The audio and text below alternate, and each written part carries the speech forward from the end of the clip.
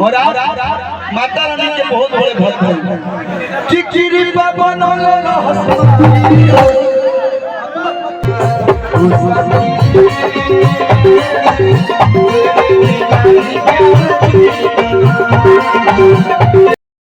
कुट के भरा हुआ है।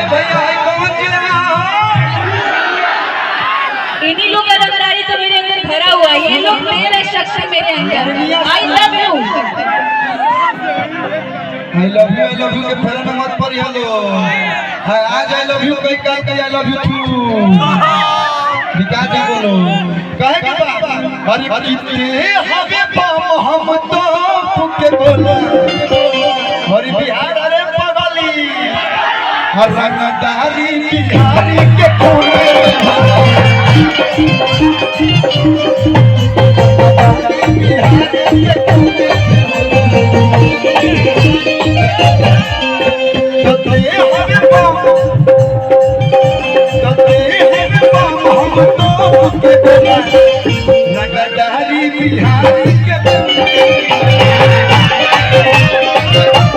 मैं गर्लफ्रेंड बोल सकता हूँ, बीबी बोल सकता हूँ। जीवन में कबड्डी कैसे शब्द होता है। सो हम लोग कल्लू जी को एक चीज बोलने वाले हैं। बाबू बाबू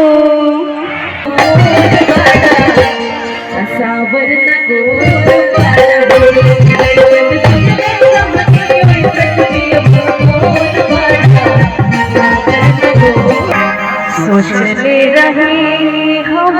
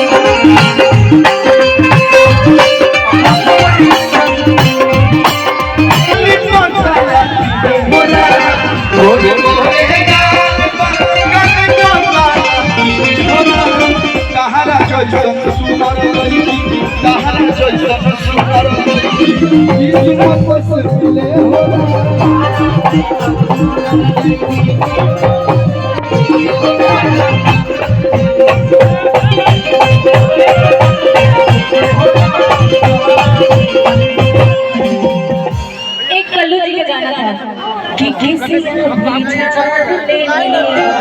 लाइन पे नहीं जाएगा नहीं जाएगा नहीं जाएगा उधर नहीं जाएंगे ऊपर से ना जाइए लाली लगा मेरी अरे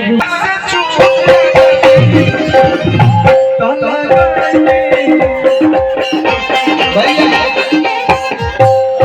ये गाना की जब बहुत ही चुकी नहीं गाते बोल 9 साल से रहे तो और आज हम ठीक ठाक उम्र के हो गए हैं। उम्र ना बता लेकर लेकिन आज भी गाना के जो ना अपना प्यार याद बुझाला कि काल है रिलीज भइल बा एवरग्रीन गाना है ये। एक होता है पिछड़ा से छूट ना जाए तलगाई चले जाके हो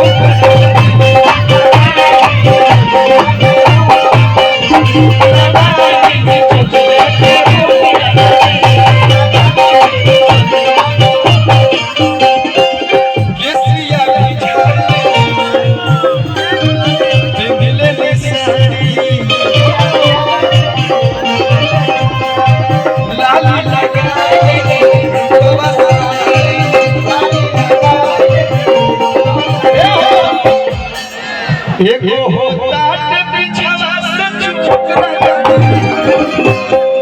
एक होता है पिछड़ा से छूट ना जाए आपको आया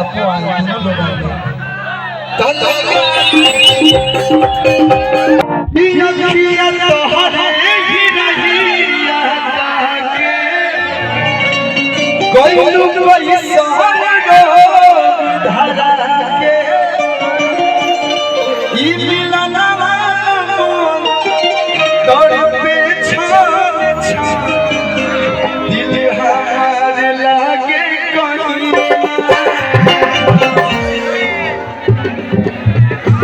सखी रे डिम्पल जी के लिए तो मैं रोज गाता हूँ, आज का शादी के लिए गाऊंगा। ओ सखी रे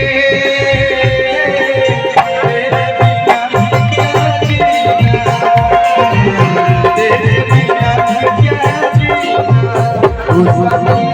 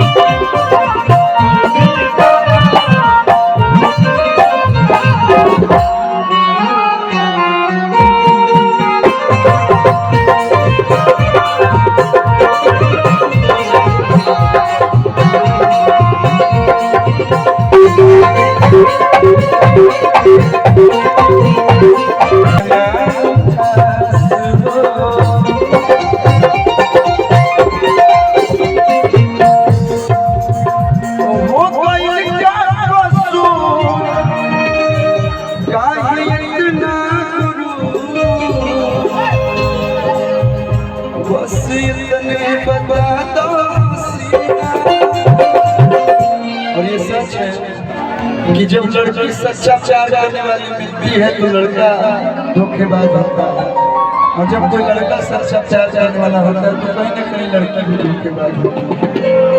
और कभी कभी समय का दोष होता है कि यो सखी रे तेरे बिना भी क्या जीना, तेरे बिना भी क्या जीना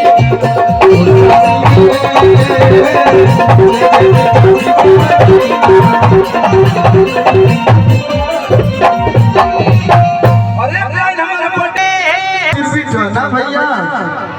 अरे तरीका से बोला ना भाई, अरे की माई माँ